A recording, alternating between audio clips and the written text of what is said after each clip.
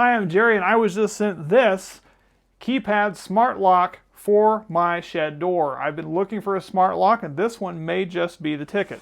When coming here inside the box, you got your instructions, which is great because we're going to need those. I do like the fact that they do include a template along with this, which allows you to then measure on your door and put this up on this door and tape it so you know exactly where to drill and mark your holes for that, which I do like.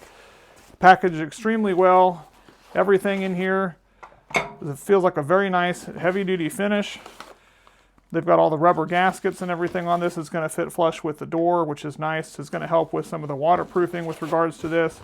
Now this lock is IP45 waterproof. It does come with an auto lock PIN password, one-touch lock, and a low battery alert.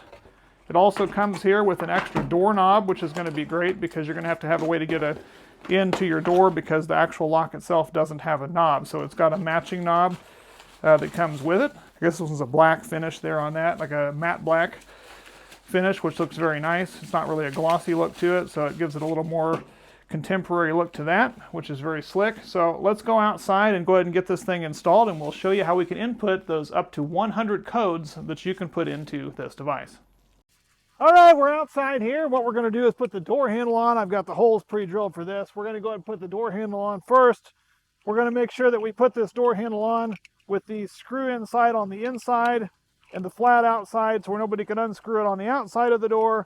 And we're going to line those up like this and slide those through. And then we're going to go ahead and get those screw holes lined up on there and get those cranked down and get the screws on them. Okay, now that we've got that door handle installed, it's time to install this deadbolt. Now this deadbolt glides really well. It's got a tapered end on it that allows it to slide in and out of here. Allows it to slide in and out of here like that. Again, tapered there at the end. They've lubed it up really nice so that it glides really well. This is an adjustable length, so you do need to make sure that you set the depth, the correct depth. Ours is a little bit deeper, so to adjust that from one setting to the other, you just kind of twist it, pull it up into the area that it needs to be, and lock it into place. Now it's the correct depth. Looks like that's 2 3/4 and 2 3/8, so it's a different setting.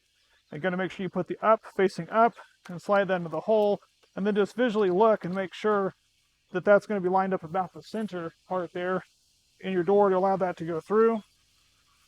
Now that we've got where that is, we're going to go put these screws in here to hold that into place. And now we're going to be inserting this part. This is the keypad part here. Again, has a key, and it does come with 2 keys as well. And we're going to take this and insert this cable underneath just to make sure that it comes out the other side. And then this peg here is going to go right through that slot. And then these two that are going to hold the screws are going to go through those 2 additional holes that are right there and slide up in there like that. So on the back side, we see it looking like this. Now we're going to be installing this backing plate on the back. We're going to feed that cable through here, through the provided hole. And then that slot is going to come right through there. That's where it's going to attach on the back side. And now we're going to insert 2 long screws that are going to go through this. It's going to pin this backer plate onto that front piece. Once you get those lined up, you're just going to insert these screws in here like this. I'm just going to get them started. And then I'm actually going to use a power screwdriver. You can use a manual screwdriver or drill as well. Before you get this too snug on here, it's going to be a good idea to go around to the other side and make sure that this part is lined up exactly the way that you want it, because it does have a rubber gasket on there to help prevent water intrusion. That seems to be pretty straight, so we're going to go ahead and tighten it down, and then we'll move on to the next step.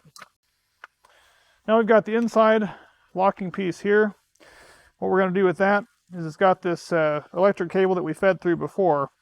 We're actually just going to take that, and there's a spot underneath here to insert that in. It's already kind of bent to stick it up in there, and we're going to stick that right up in there and get that locked into place. We're going to make sure that this line can line up with that, and we're going to go ahead and slide it over the top to pin that down onto there like that. And then we're going to put 2 small screws in the top, and there's 1 longer screw that's going to go on the bottom, and that'll hold this plate on. All right, the hard part of the meat and potatoes, getting that thing put together, is now done. It's secured on there. Gaskets are in there. You're going to go ahead and take your batteries. We're going to get those installed in the way that it tells you to there. There's 4 of those. Those are not included in the doorknob kit. And then you're going to take this... Lock direction setting succeeded. Interesting. Unlocked. It's unlocked. Now we're going to put the cover back on and put that in there like that. Now it's got a button here that you can touch to lock it and unlock it. Locked. So that's one way you can do it. It does have an auto set that you can auto unlock it, which is good. And now let's go ahead and show you on the front here. I'm not allowed to put in any personal information, but I can show you, you can program a 4-digit PIN code that you can put in this. In fact, look at that. We just left and it auto-locked. So make sure you got your keys on your person before you get to that point, because that could be a problem. So we're going to pretend that it's locked, and we're going to go ahead and put in the default code that it came with here, so you can't see what my code is. And hit unlock. It'll unlock the door. Then, when you go push it closed, as it's set up, if you give it a second, you'll see it'll auto-lock itself back.